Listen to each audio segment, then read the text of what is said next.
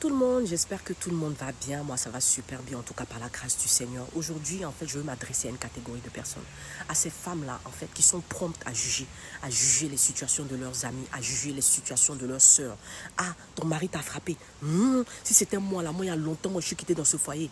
Quoi? Ton mari t'a trompé. Moi, je suis partie. Non, moi, il y a des choses que moi, je ne supporte pas. Hein. Moi, non, moi, si on me fait ça, si je suis mariée, moi, je pars. J'ai dit, l'eau que tu n'as jamais traversée, là, faut pas te dire que tu sais nager.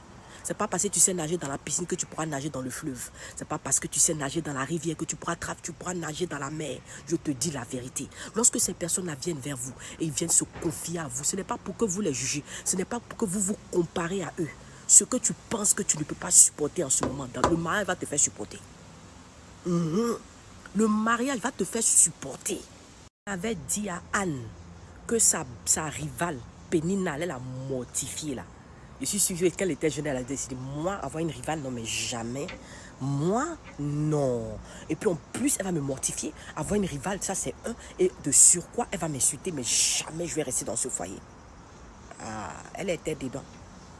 C'est pas comme si on dit son mari ne l'aimait pas. Hein. Son mari l'aimait. Et puis elle était dedans. Elle a supporté. Et elle a cherché la face de Dieu pour que Dieu change son histoire, change ses larmes en cris d'allégresse, change ses larmes en cris de joie. C'est pour ça que moi je dis, quand les gens viennent vers moi pour m'expliquer leurs problèmes de couple, pour m'expliquer leurs problèmes de foyer, j'écoute, je ne juge pas. Je peux donner les conseils que je peux donner, mais je ne dirai jamais à une personne, sors de ta relation, sors de ton mariage. Parce que moi, même si je vis ça, je ne sais pas comment je vais me comporter. Je ne sais pas. Témoignage en fait d'une sœur à un MS Live, Mohamed Sanogo Live, et elle disait en fait qu'à un moment donné, après qu'elle ait accouché, je pense un truc de ce genre, j'ai un peu il y a quelques semaines de cela, en tout cas elle donnait le témoignage de comment Dieu a restauré son couple. Son mari qui était vraiment chrétien, zélé dans la prière avec elle, à un moment donné il a commencé à changer.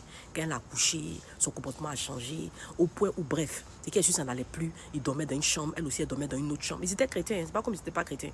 Voilà, elle dormait dans une chambre, lui aussi dormait dans une chambre, à un moment donné même, ils sont arrivés au point, c'est-à-dire il l'a tapé.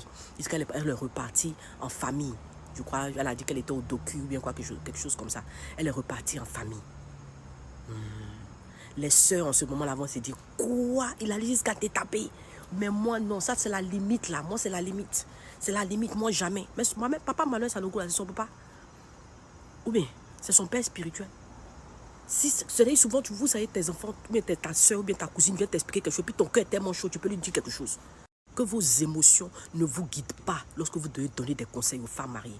Que vos émotions ne vous guident pas lorsque vous devez donner des conseils à ton ami, à ta soeur, par rapport à une situation bien donnée qu'elle traverse dans son couple. Ça peut être une situation même avec ses enfants, avec son mari ou avec sa famille.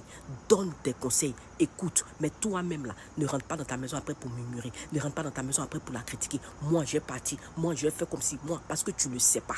Et tu ne veux même pas provoquer Dieu pour qu'il n'a qu'à t'envoyer cette situation et puis on va voir comment tu vas vivre ça. Il y a des gens aujourd'hui là, si on leur, c'est-à-dire tellement ils étaient judgmental, c'est-à-dire ils ont tellement jugé les autres, Dieu leur a fait traverser une certaine situation. Et aujourd'hui quand eux-mêmes ils sont assis, ils disent, si je savais, si je savais. Donc voici le message que le Saint-Esprit a mis à mon cœur aujourd'hui, à ces personnes-là qui sont promptes à juger. Faites doucement. La situation que tu n'as pas encore traversée, ne pointe pas ton doigt dessus, parce que tu ne sais pas de quoi demain est fait. Tu ne sais même pas ce qu'un jour peut enfanter. Soyez bénis.